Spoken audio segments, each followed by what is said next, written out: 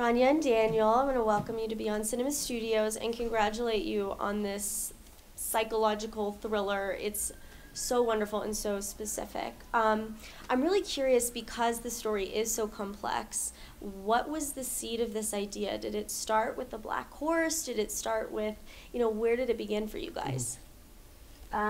It started with the fake baby. Okay.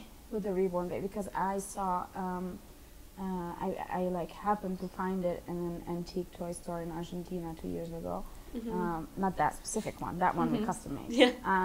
But then we started researching. I told Daniel about it, and we started researching, and we found this subculture of women that make these babies and collect them and take care of them like real babies. Are you and we serious? started, yeah, it's all true. So we started being fascinated with this, specifically with a woman of a certain age that takes care of this. So that was really the first character we wrote. Then we knew that we want to have a double character, so somebody that is somehow a mirroring of that character, but a younger age that's dealing with a different side of parenting, or the idea of parenthood, or what you feel for a child, or when you want a child, when you don't want a child. Then we created the other character. Then came the town, also haphazardly, because somebody in a dinner party told us about Troy, New York, and we were in the midst of writing the story. We didn't have names for the characters or really too many themes, and we thought, there's a town called Troy that's amazing. It comes with with a huge baggage of myth and Definitely. Old glory, and so yeah, it fit our story. So we went there to actual Troy, New York, and scouted places, met people, and we said, okay, we're gonna set it here, and the two women will be called Helen, and then everything came. Yeah. Well, what does the writing process look like for you guys? Because I look at this film and I say, okay, the way that the two Helens run parallel is done so well, with so much control. So tell me about sort of your working relationship and how you ran those things parallel. Yeah, I mean, we've been working together now for almost 15 years, maybe a little more than 15 years, and our writing process has always been kind of the same, and it's really it's more of a conversation than us sitting in a room and literally writing together. It's always starts with a conversation and becomes this long process of compiling all of our ideas. Usually into not necessarily a script form, and more of just an outline or a treatment, and then building off of that. For H, we worked on a script, a proper script, and and we knew we wanted this kind of chaptering, the chapter, the first chapter, second chapter. In the script, it was a little different, the organization. And in the editing, we actually started, playing with the ordering, and we switched some stuff up. But yeah, I mean, the process is, ultimately just a long, sometimes nasty, violent, conversation. All writing partnerships are. I've heard that from everyone. But writing for us doesn't stop, because we keep writing and changing during production. We're very flexible. Okay. And then we edit the film, so we rewrite and change the film when you're editing. When we're editing, yes. Yeah, and a lot of times, our ideas come from many different types of places. A lot of the ideas in the film are based on, while we're writing, things we're coming across on the internet, or on newspapers, or wherever. The head floating down the river in the film is one of these things. We found it while it was an actual story. Yeah.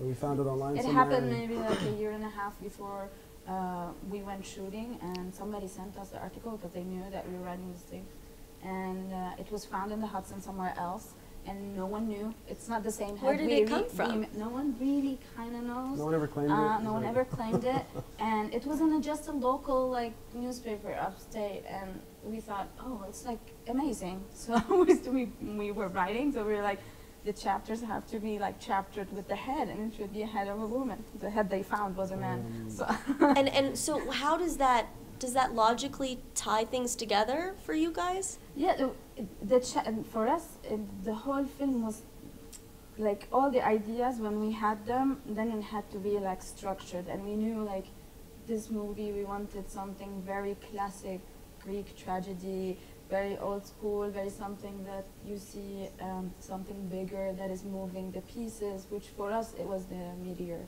that like kind of puts everything in motion, and you're watching more like a microcosmos, the women unfolding, but it's you know, it's whether the universe is writing their fate or this was going to happen to them anyway, because she is already this kind of woman and she's already, so everything started fitting and we started playing with the elements. Well, it feels very existential, and I enjoyed that because you don't tie up a lot of the threads. Yeah. You let us come up with the ideas for ourselves. But, you know, talking about Troy and the mythology and then the horse, tell me a little bit about the horse, why that black horse is in there, what's going on with this? Well, we wanted, for younger Helen, we wanted to take her on this like journey into the woods. That was also written for her way at an early stage, that she will go on this well, Odyssey, if you want to yeah, say. an odyssey of her. Since we're talking Greek mythology. Since we're talking, but also it was like maybe too cerebral on our part. We really like to like nitpick things, even if it was for us, for our enjoyment. So we wanted one woman, the older Helen, to be the experience of this meteor and its effect from the outside, because she's the one who lost. Right. And the other one is you're experiencing it from the opposite side. It's from the lost people's point of view, so you can feel what happened to these people, what could their experience be. So we had one on the inside, one on the outside.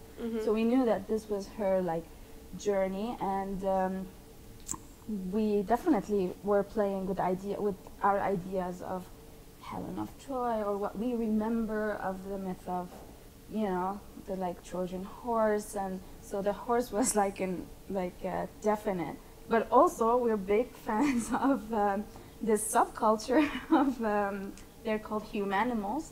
They're people that Okay, what? they're people that like paint themselves as animals and make videos of themselves like flexing and doing. So we had seen one of like a deer maybe or something. Yeah, there's deers and horses. And we said, lions. oh my gosh, this is amazing. Like, and we wanted to Interesting. play of her idea of seeing, you know, because all our dreams and nightmares come from like, you know, bits and pieces of what happens to us. They're like cut Right. into pieces, shaken, and they make a nightmare or they make a dream. And you know, in the film you see an actual horse. So you imagine these are bits and pieces of the horse, of the man in her life, the combo, you know, of what is she afraid of. And Right. And when, you know, she loses her child to the horse, I mean, I think the horse, especially in Greek mythology, represents loss. yeah. You know, so that, I don't know, that was really powerful to me.